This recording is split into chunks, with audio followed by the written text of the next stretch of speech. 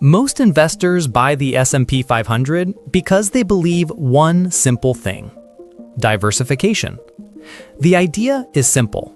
Instead of betting on a single company, you invest in 500 companies across the US economy. Technology companies, healthcare companies, banks, retailers, manufacturers, all inside one fund. Sounds safe, right? But here's something that might surprise you. Right now, just 7 companies are responsible for a massive portion of the S&P 500's performance, which means if you own ETFs like VOO, SPY, SPYM, or IVV, your portfolio might not be as diversified as you think. In fact, many investors don't realize that their broad market ETF is actually heavily influenced by just a handful of tech giants. This is what we are going to do today. We're going to break down what's really happening inside the S&P 500, why this concentration exists, and what ETF investors should understand about it. And if you're watching from the United States, Canada, the UK, Europe, or even Australia, this discussion still matters because many global ETFs follow similar index structures. Let's dive in. The S&P 500 is often considered the gold standard of long-term investing. Many financial advisors recommend it. Millions of retirement accounts hold it. And historically, it has delivered about 10% average annual returns over long periods of time.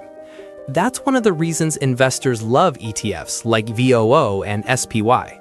They are simple, low cost, and they track one of the most important indexes in the world. But here's something many investors overlook. The S&P 500 is not equal weighted. Instead, it uses something called market cap weighting. What that means is that the larger a company becomes, the more influence it has on the index. So if a company grows to be worth trillions of dollars, it automatically becomes a larger piece of the S&P 500. And that's exactly what has happened over the past several years. Today, a group of companies often called the Magnificent Seven dominate the S&P 500. These companies include Apple, about 6.9% of the S&P 500, Microsoft, about 6.4%, NVIDIA, about 4.8%, Amazon, about 3.7%, Alphabet, Google, about 3.6%, Meta, about 2.5%, Tesla, about 1.8%. When you add those together, these 7 companies alone account for roughly 29 to 30% of the entire S&P 500 index. That means nearly 1/3 of the performance of the entire index can be influenced by just 7 companies. Now let's look at the next 7 companies in the S&P 500 by size. These include companies like Berkshire Hathaway, about 1.7%, Broadcom, about 1.6%, Eli Lilly, about 1.5%, JP Morgan Chase, about 1.3%, Visa, about 1.1%, United Health, about 1.1%, ExxonMobil, about 1.0%. When we add those together, the next 7 largest companies contribute roughly 9 to 10% of the index. So think about that for a moment.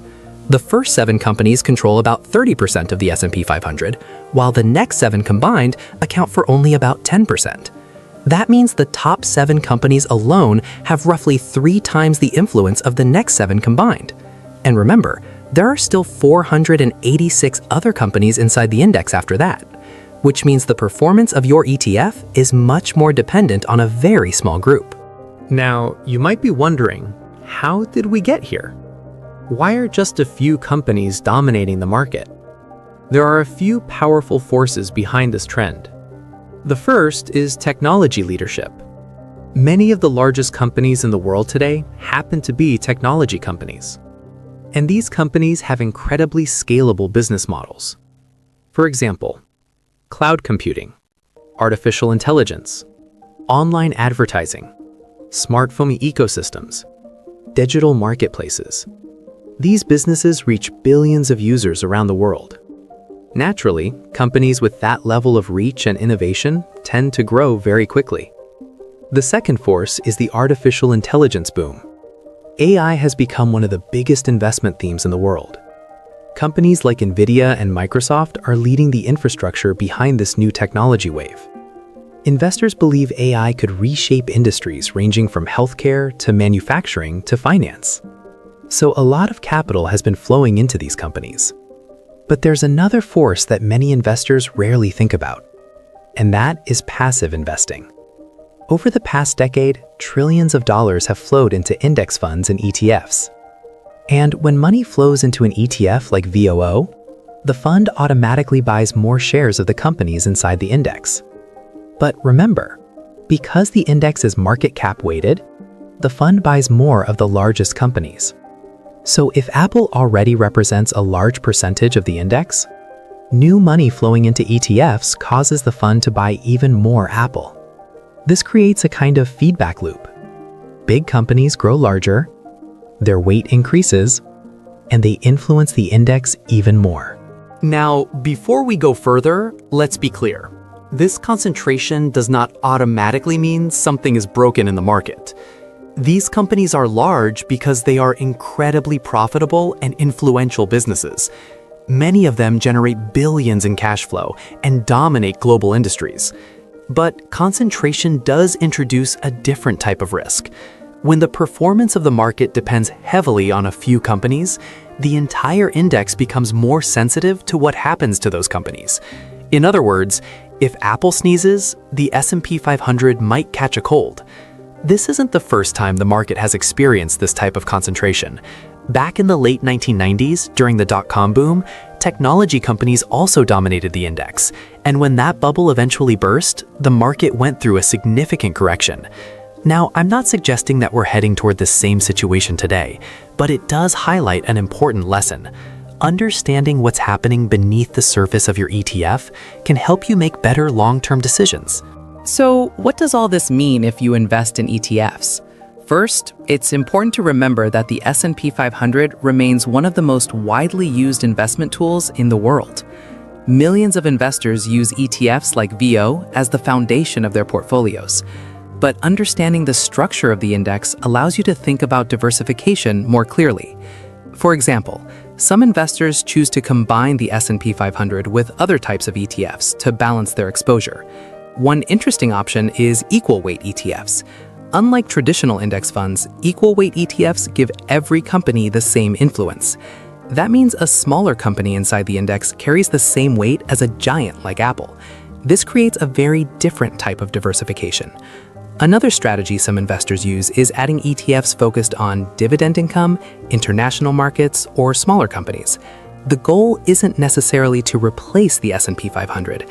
Instead, it's about understanding how different ETFs can work together inside a portfolio.